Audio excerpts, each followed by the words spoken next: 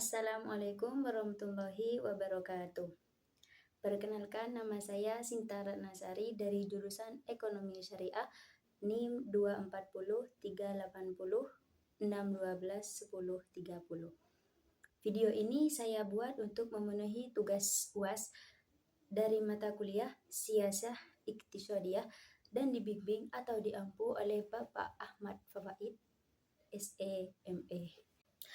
Yang pertama, saya akan menjelaskan tentang politik perdagangan antar Asia, Afrika, Eropa pada abad ke-9 sampai ke-10 Masehi. Yang mana politik perdagangan berfokus pada penguasaan pelabuhan dan jalur laut strategis. Karena siapa yang menguasainya akan memperoleh kekayaan, kekuatan politik, dan pengaruh dalam hubungan internasional. Seperti contohnya Kerajaan Sriwijaya. Kerajaan Sriwijaya ini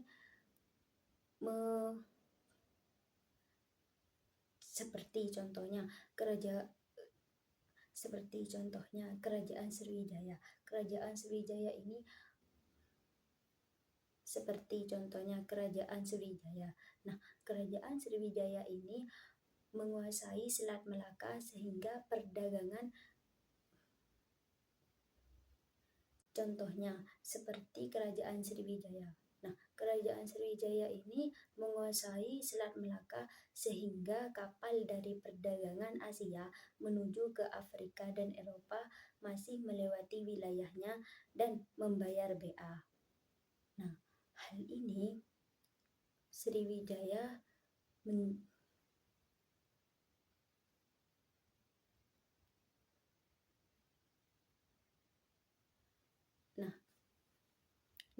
jadinya Kerajaan Sriwijaya ini menjadi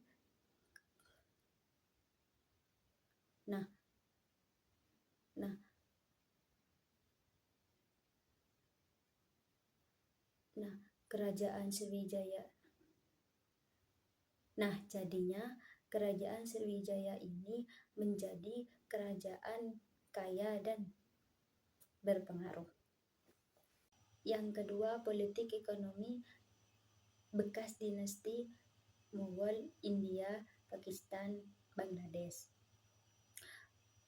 Politik ini berfokus pada pengelolaan pertanian, perdagangan, dan industri tekstil, yang mana warisan tersebut masih bisa dilihat sampai sekarang melalui kekuatan tekstil. Nah, contohnya seperti India. India ini terkenal sebagai industri tekstilnya, sedangkan Pakistan sebagai penghasil kapas dan beras, serta Bangladesh menjadi salah satu eksportir pakaian terbesar di dunia.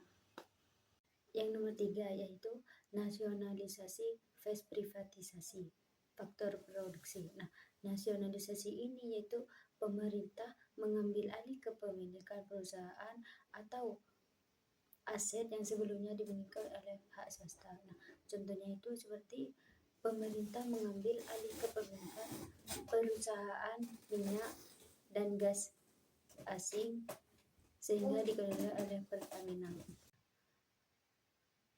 Privatisasi yaitu pemerintah menjual atau mengalihkan sebagian ke seluruh kepemilikan negara kepada hak swasta.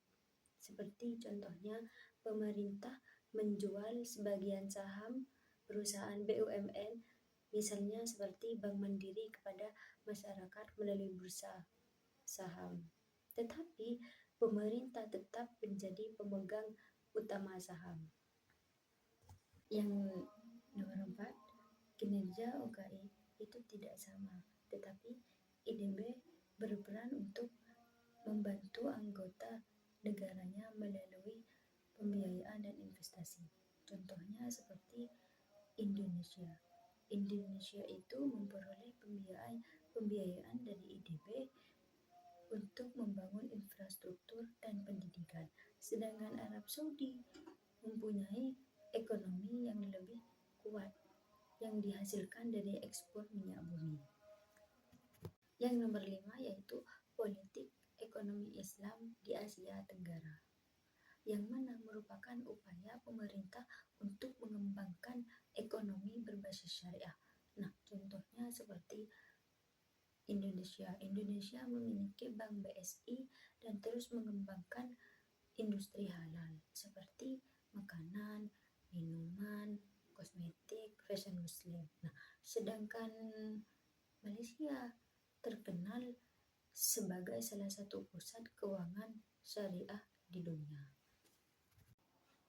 Yang nomor 6 yaitu dinamika politik ekonomi Islam di Timur Tengah menunjukkan penerapan prinsip syariah dalam pengelolaan ekonomi untuk memperkuat perekonomian negara dan meningkatkan kesejahteraan masyarakat.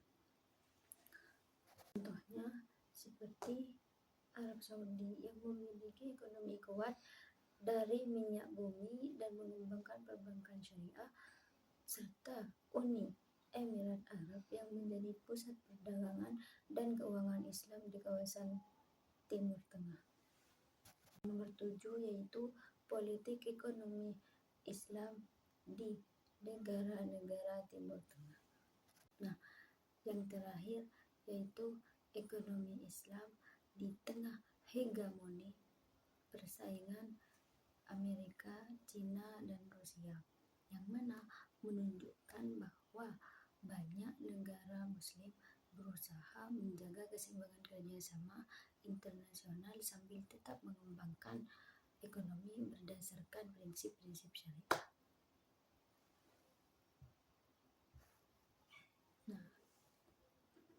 Nah, contohnya itu seperti Arab Saudi yang menjalin kerjasama ekonomi dengan Amerika Serikat dan Cina sekaligus. Nah, yang mana Indonesia yang bekerja sama dengan Cina dalam pembangunan infrastruktur sambil terus mengembangkan ekonomi syariah.